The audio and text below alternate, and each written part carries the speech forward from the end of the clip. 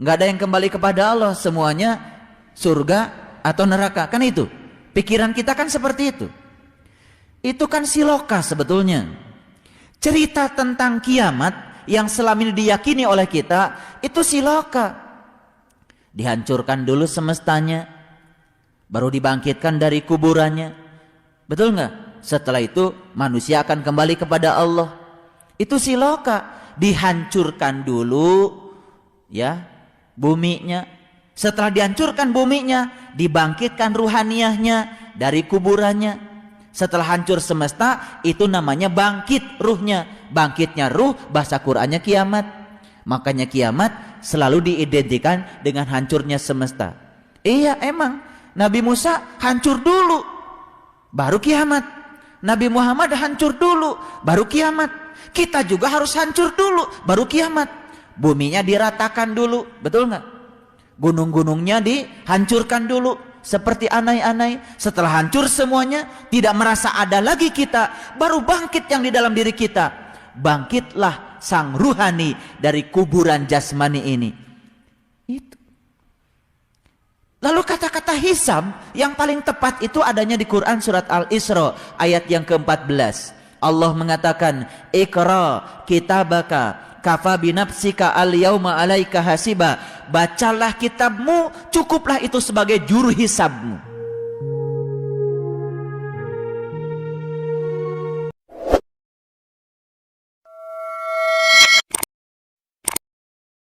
Sungguhnya mereka tidak takut kepada hisab.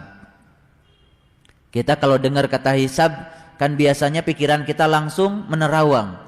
Oh, nanti ketika dunia ini sudah dihancurkan, kemudian semua dibangkitkan dari kuburan, kan gitu? Diantrikan di timbangan, di posyandu. Kemudian setelah itu ditimbang satu-satu. Kan itu hisab katanya kita. Dan setelah itu manusia cuma terbagi dua. Yang masuk surga, yang masuk neraka. Terus yang kembali kepada Allah berapa? Nggak ada yang kembali kepada Allah, semuanya surga atau neraka. Kan itu pikiran kita kan seperti itu. Itu kan siloka sebetulnya. Cerita tentang kiamat yang selama ini diyakini oleh kita itu siloka. Dihancurkan dulu semestanya, baru dibangkitkan dari kuburannya. Betul nggak? Setelah itu manusia akan kembali kepada Allah. Itu siloka. Dihancurkan dulu ya buminya. Setelah dihancurkan buminya, dibangkitkan ruhaniyahnya dari kuburannya. Setelah hancur semesta, itu namanya bangkit ruhnya. Bangkitnya ruh, bahasa Qur'annya kiamat. Makanya kiamat selalu diidentikan dengan hancurnya semesta. Iya emang, Nabi Musa hancur dulu, baru kiamat. Nabi Muhammad hancur dulu, baru kiamat. Kita juga harus hancur dulu, baru kiamat. Buminya diratakan dulu, betul nggak?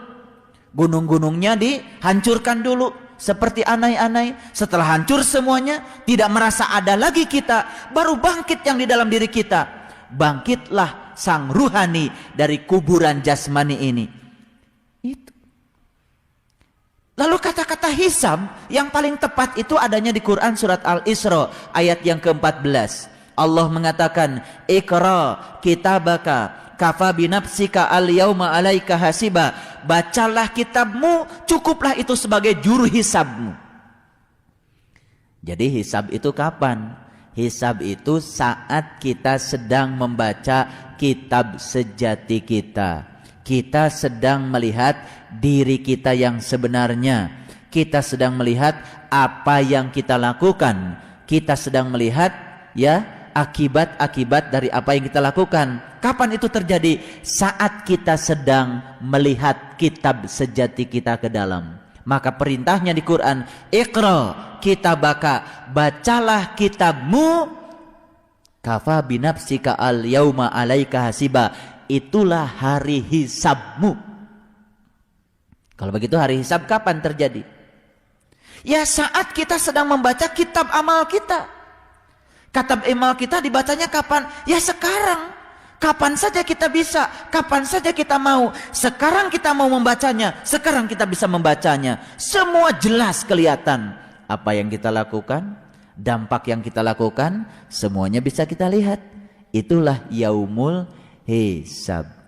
Jadi ternyata urutannya kan benar. Hancur dulu semestanya, betul nggak? Dibangkitkan ruhaniyahnya, betul nggak? Saat itu kan kita antri bersop-sop menghadap Allah. Saat itu kita membaca kitab amal kita. Itulah yaumul hisab. Nyata atau hayalan? Nyata. Terjadi atau tidak? Terjadi. Jadi bahasa siloka itu menjadi bahasa pengalaman bagi kita. Bagi mereka yang tahu ilmunya, yang tahu caranya. Jadi tidak salah cerita kiamat yang selama ini kita yakini. Cuman kita terlalu meyakini dalam bahasa yang sangat materi. Tidak digeser ke dalam bahasa ruhani. Itu silokanya, itu simboliknya. Bahasa ruhaninya kan sebetulnya urutannya memang begitu. Manusia dimatikan dulu. Setelah dimatikan baru bangkit dia dari kuburannya. Betul nggak? Emang syarat bangkit, ya mati dulu. Betul? Mati sebelum mati.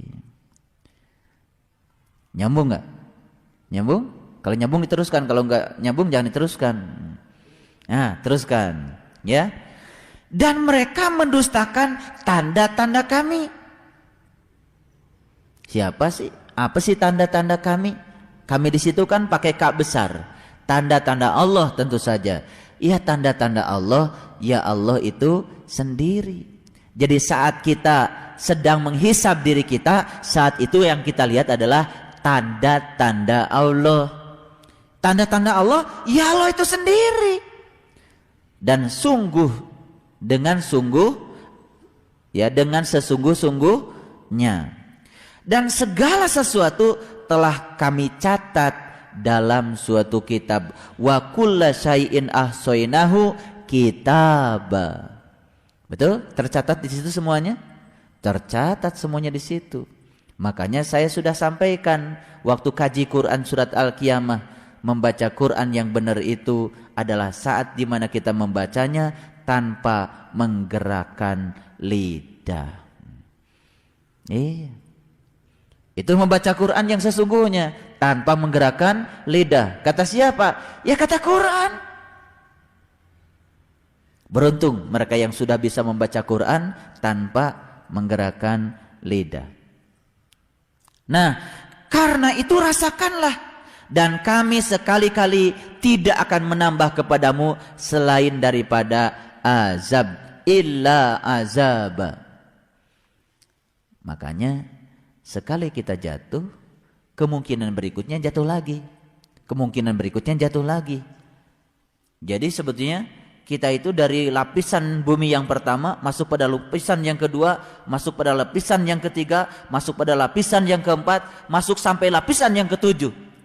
Nah sekarang kalau kita sudah tinggal di lapisan bumi yang ketujuh, untuk menuju pada bumi pada lapisan pertama saja sudah beratnya kayak apa? Apalagi untuk menuju lapisan langit yang berikutnya. Untuk pindah dari lapisan bumi yang ketujuh sampai yang keenam, sampai yang kelima, sampai yang keempat, sampai yang ke-1 untuk masuk kepada lapisan langit yang tinggi, itu saja perjuangannya bisa berabad-abad. Jadi tahu sekarang bumi itu ada 7 lapis. Tahu? Ya bukan dibor ke bumi yang ini. Ya. Jadi sebetulnya semua ya perwujudan dari materi, perwujudan dari makhluk, apa itu materi ataupun binatang, itu semua bisa dikelompokkan ke dalam lapisan bumi dari lapisan yang pertama sampai lapisan yang ke-7. Ya. Kalau tinggal di tempat yang paling rendah, ya paling rendah. Kalau kita kan tinggal sekarang di tempat yang agak lumayan, walaupun rumah kita lain-lain, ya kan? Tapi lumayan kan kita tinggal di bumi yang ini, di lapisan yang ini. Coba kalau tinggalnya di lapisan yang lebih rendah lagi, betul nggak? Iya, di lapisan lebih rendah lagi. Yalah, lapisan yang agak rendah, kuda misalkan, jarinya saja sudah jauh, betul nggak? Jarak dari sini ke sini dengan jarak dari sini udah jauh. Kan gak mungkin dia bisa melakukannya. Betul? Gak mungkin. Yang mirip-mirip aja monyet. Ya kan? Makanya kan Allah di Quran mengatakan wa kunu qiradatan khasiin. Aku kutuk kamu menjadi kera yang amat hina. Sama sih, punya tis'ata asyara, sama-sama punya yang 19, tapi dia nggak ngerti cara menggunakannya. Maka Allah bilang, aku kutuk kamu menjadi kera yang amat hina. Jadi kalau begitu banyak nggak kera? Ya banyak. Itu adalah lapisan bumi yang lebih rendah. Nanti akan terdegradasi lebih rendah lagi, lebih rendah lagi. Untuk naik itu sesuatu yang luar biasa, berabad-abad kata Quran.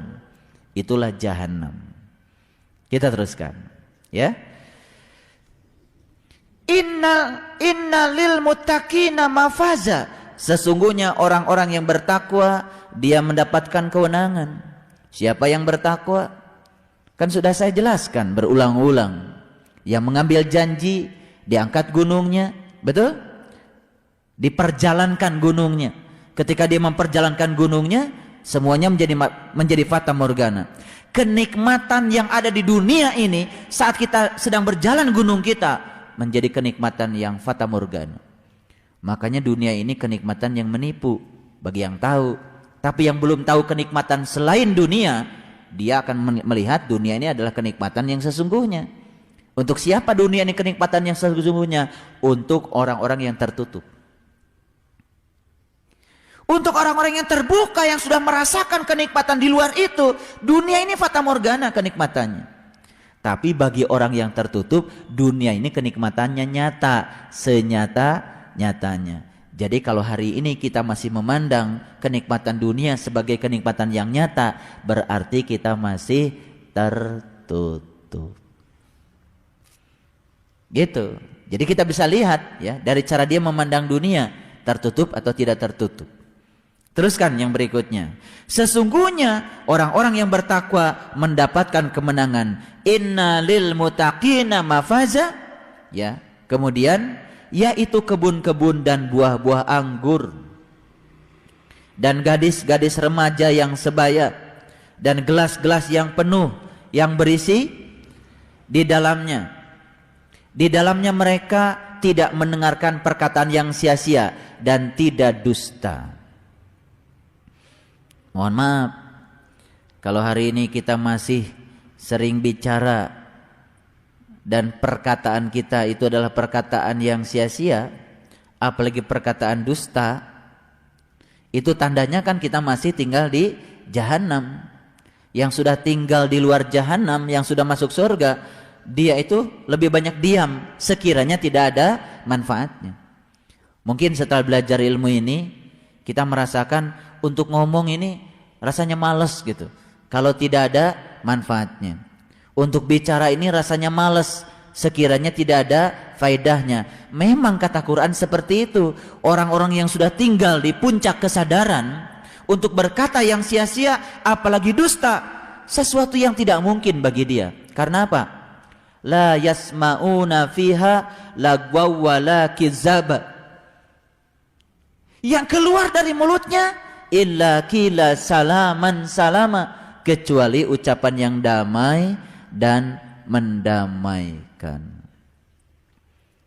Kira-kira berdasarkan ayat ini kita tinggal di mana sekarang? Tinggal di mana? Jangan-jangan masih tinggal di tempat yang airnya mendidih, yang masih banyak nanah. Kalau yang masih banyak nanah, yang keluar ya nanah juga. Yang keluar kan kata-kata yang penuh fitnah, menghujat, tidak menenteramkan, menyakiti. Itu gambarannya sudah cukup jelas di kehidupan ini. Ngapain ya kita cari-cari nanti? Jelas kelihatan sekarang kok. Nampak jelas. Kapan? Sekarang. Kita selama ini beragama menghayal aja. Entar, ya nanti itu mulut kita akan ditutup rapat. Semua anggota tubuh kita akan bicara. Bukan nanti, sekarang pun sudah bicara. Kita sangat tahu apa yang kita lakukan. Kita menyaksikan terhadap apa yang kita lakukan saat ini. Teruskan. Ya. Jazaa'an min rabbika ita'an hisaba, sebagai balasan dari Tuhanmu, ya, dan sebagai hisab yang sesungguhnya. Rabbis samawati wal ar wa ma bainahuma ar-Rahman la yamlikuna minhu hitaba. Tuhan yang memelihara langit dan bumi dan apa yang ada di antara keduanya, yang Maha Pemurah, mereka tidak dapat berbicara dengan Dia. Jadi dengan Dia sudah tidak perlu berbicara lagi, tapi mengerti apa yang Dia mau. Itulah orang-orang yang sudah sampai di sana. Lihat ayat berikutnya. Yauma yaqumur ruh wal malaikatu saffa la yatakallamuna illa man adzina lahur rahman wa qala shawaba.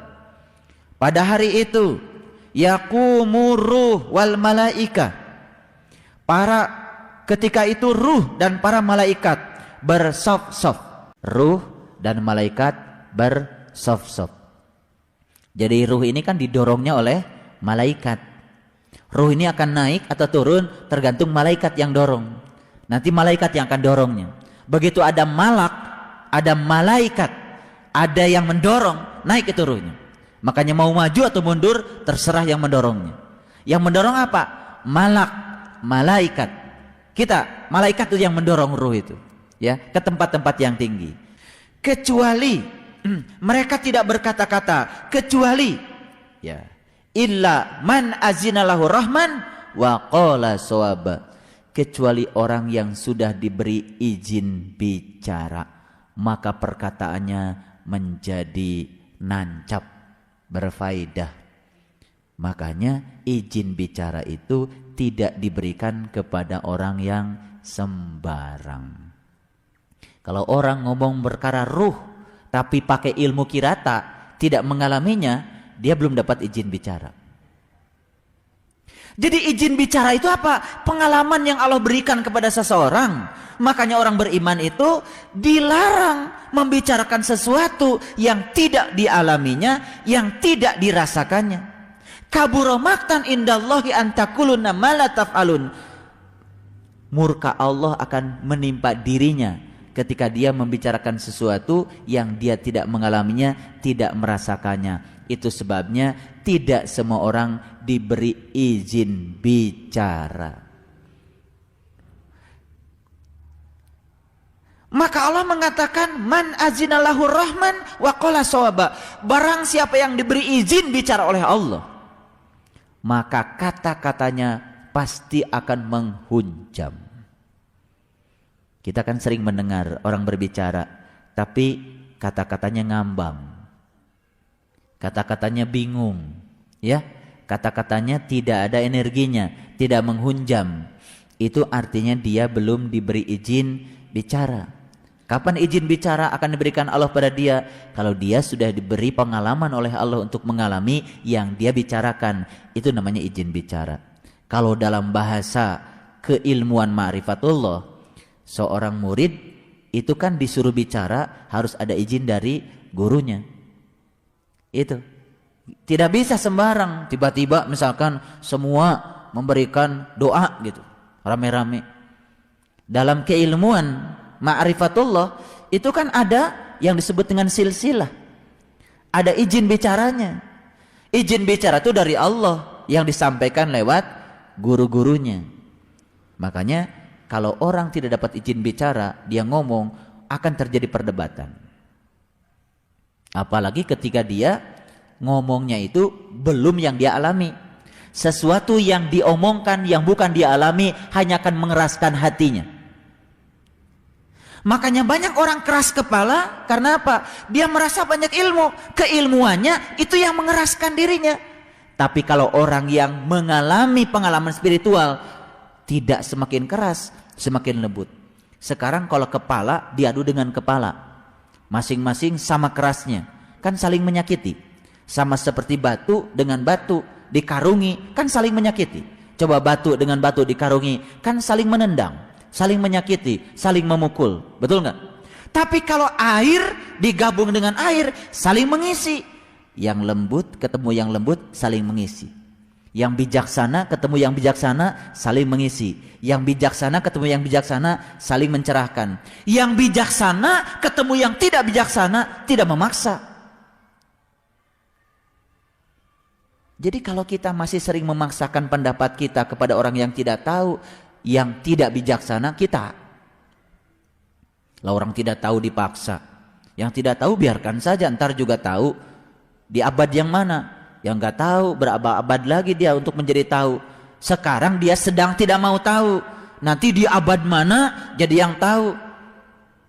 Makanya jadilah air. Kalau air ketemu air kan saling mengisi. Betul nggak? Saling meresap.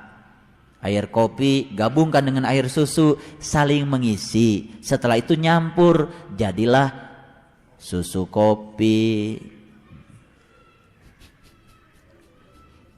Betul nggak? Iya. Kalau sudah jadi susu kopi, ya rasanya kan udah nyampur, saling meresap. Ya karena yang lembut ketemu yang lembut. Coba batu ketemu batu, tetap aja yang ini batu, yang ini batu. Betul nggak? Ini malah menendang batu yang lain, pecah batu yang lain. Itu cirinya batu. Makanya kalau orang tidak dapat izin bicara, ngomong, ngantuk. Khotib bicara di mimbar, ya, saking asiknya dia dengan dirinya sendiri, bangga dengan keilmuannya. Yang ilmu yang disampaikannya sebetulnya tidak nyambung dengan yang dengerin. Yang dengerin kan tidur. Itu nggak dapat izin bicara. Ya. Kalau yang dapat izin bicara itu pasti akan menghunjam. Wa qala shawaba, kata-katanya pasti menghunjam. Orang yang diajak bicara cuma bilang, "Oh iya. Oh iya." Ya walaupun oh iyanya agak lama tapi tetap oh iya. Oh iya iya iya. Agak lama tapi iya juga. Itu masih lumayan itu. Wa qala shawaba. Ada langsung iya, ada langsung oh-nya lama dulu baru orang lain udah ketawa, baru ya ketawanya nanti setelah bubaran pengajian. Itu lumayan masih ikut ketawa kan? Masih nyambung. Ya. Itu sebabnya sekarang tugas kita adalah mendorong ruh itu dengan malak yang ada pada diri kita agar ruh ini mencapai alam-alam yang tinggi. Kalau sudah mencapai alam yang tinggi, dia dapat izin bicara di alamnya sendiri. Jadi Allah itu luar biasa ya.